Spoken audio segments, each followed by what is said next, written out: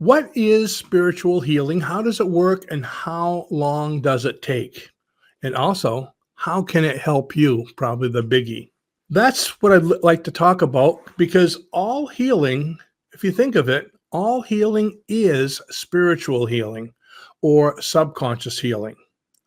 What do I mean by that? Well, where it comes to healing, even with traditional, I guess you could say conscious healing or beta level healing, where you go see a doctor, psychiatrist, psychologist, whatever it is, when you go see them, they are the healer.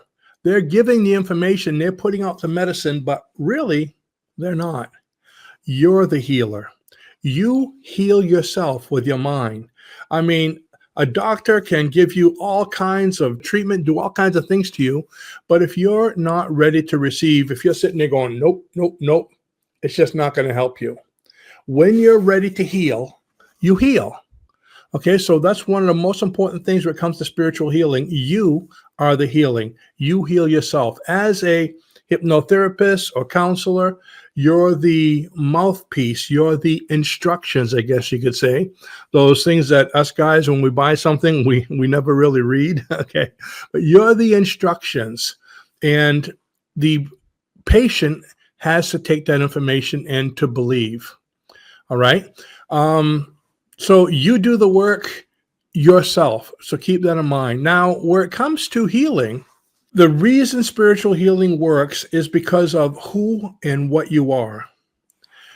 Who are you? You're a blended being. It's important that you understand that you're a blended being of conscious and subconscious.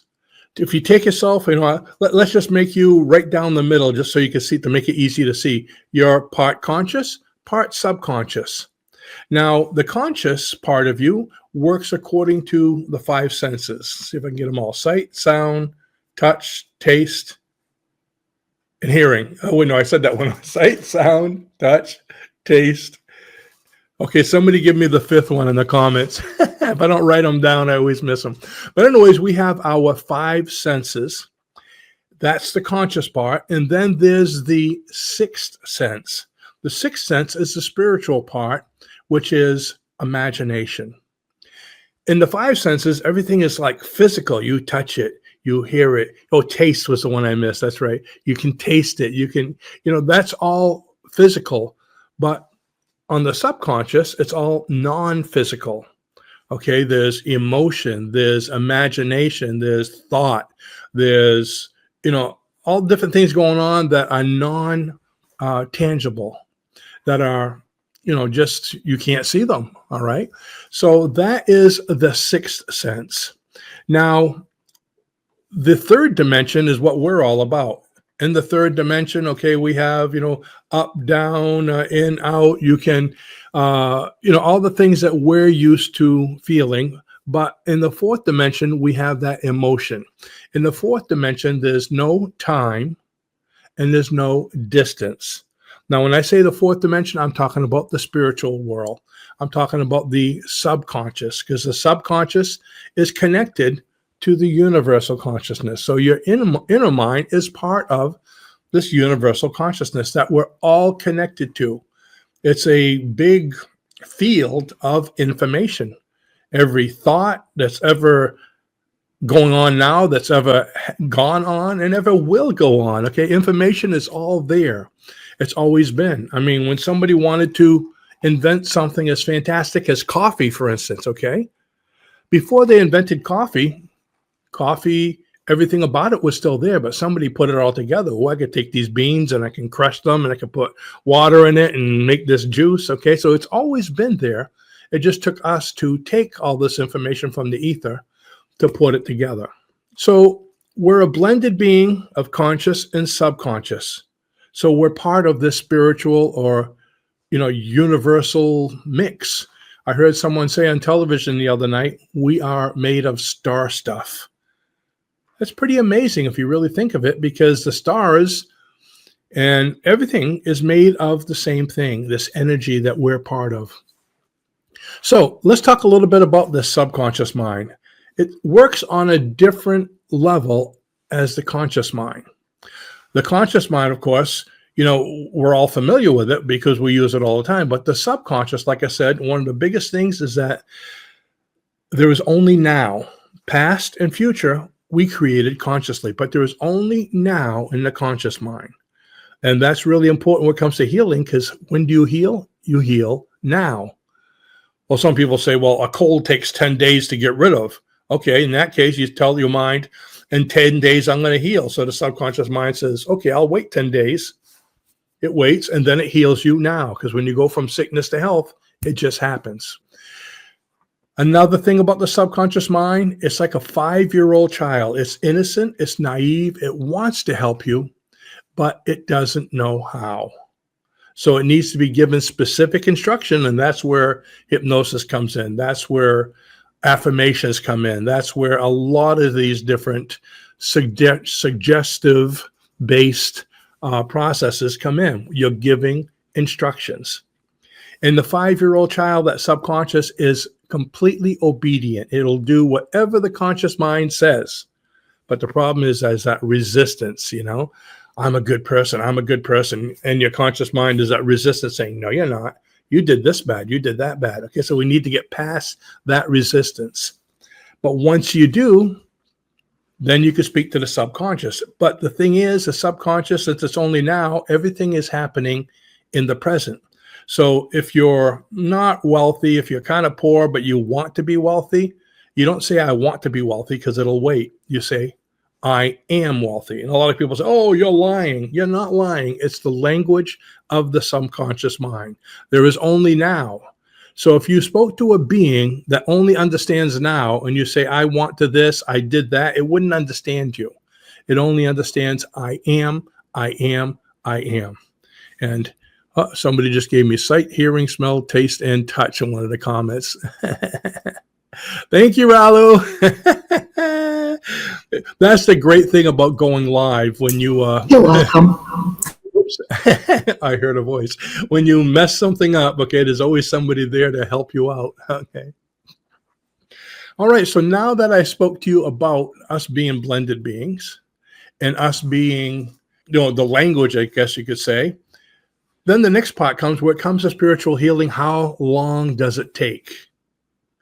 Well, since there's no time, it takes pretty much up to your belief, up to your understanding. Healing is now. Since it's in the now, again, we say it's now, but some people say, well, I don't believe it. I'm going to wait a little while. Some people, it might take 20 minutes. Like when I have a cold, it takes me probably about 10 minutes, 15 minutes to get rid of it, because I have to get in the mindset and saying, I am healthy. That's all it is. I am healthy. But with that comes the belief. I have to believe it. I have to imagine it. I have to say to myself, I'm healthy, and I can't go up to Raluca 5 minutes later. She says, how you doing? Oh, I don't feel good. I'm bringing it right back. You see what I mean? I am healthy. So when I go up to her and my nose is dripping, my eyes are watering, my face is red, she goes, how you doing? I go, I'm great. So that's one of the biggest things you need to understand, is that there's, the language of the subconscious mind. There is no past and there's no future. It's just now. And belief is a big thing. If you think of it, in modern medicine especially, pretty much a third of modern medicine and pharmaceuticals is a placebo, is basically through belief. How many times have you heard people doing this thing where they give someone a sugar pill, during a study? They have a lot of blind studies like this, and the people on the sugar pill heal just as well as the ones on the regular pill, okay? And the reason for that is the subconscious mind, is another biggie, doesn't understand the difference between a real or an imagined thing or event or memory. They hold the same value. This is why guided imagery works so well. There was a study, I believe it was in Texas somewhere, with a college students basketball team, where they broke them up into 3 groups, and they had all 3, well, actually one of them was practicing doing foul shots, I believe about a half an hour every single day. They went to the gym, they practiced doing foul shots. Another group, they didn't go to the gym, they just had them at home imagining doing foul shots. Because when you can imagine it, you're always getting it in. But if you missed it, I don't know who would imagine doing foul shots and miss it, but if you missed it, you would throw the ball in and get it. And the third group did nothing. Now, when they tested all the groups afterwards, they all got together and tested them.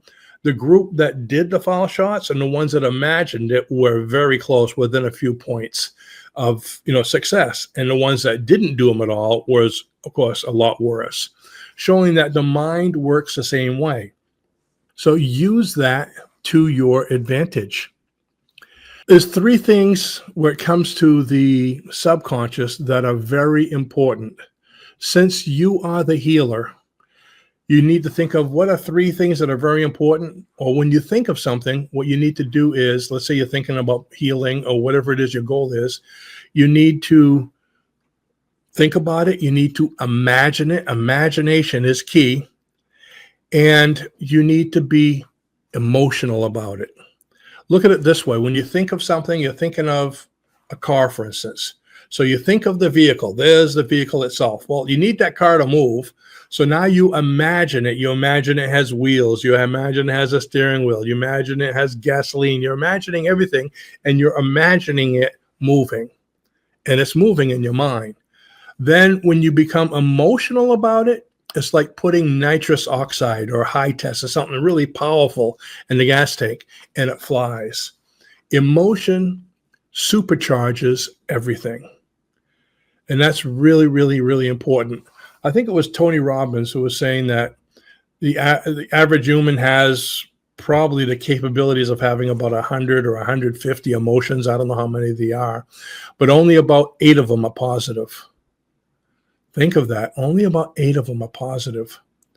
So when you think about things, when you get up in the morning, think about your day, when you thought about coming here, okay, how many emotions did you think of? Negative things? And then finally have a positive one? When you think of your day, do you think, oh, geez, work is going to be bad, and I got to see this client today, and that guy never listens, he does what he... Or are you thinking positive, thinking, oh, this is going to be great. I feel wonderful. What a super day to be alive. When you use emotion supercharges anything. Think about it. How many times have you felt bad about something, or even thought bad thoughts, or even played with your child and was saying something like, oh, I have a boo-boo, and all of a sudden you start feeling bad when you walk away. And matter of fact, one of my favorite techniques that we teach is tell people to look in the mirror in the morning, put a big smile on your face, and give yourself a compliment. And if you can't think of something good to say, just look in the mirror and just smile. Eventually, you're going to start laughing. It makes you feel good. So emotion supercharges everything. It supercharges your day. So getting back to it, spiritual healing. We're going to be talking a lot more about different things as we go through this seminar, or this webinar, what do you want to call it, live stream. But the key features are, number one is your intent. So using your thought process, what's your intent? What do you want to heal? What would you like to see as the result of this healing? Number two, imagine it. So imagine myself being healed right now. Not not in the future. Imagine myself right now being healed. And the next step, how does it feel now that you're healed? Wow, I feel great. I can walk when I couldn't walk. I can run. I can breathe better. How does it feel? So emotion is key.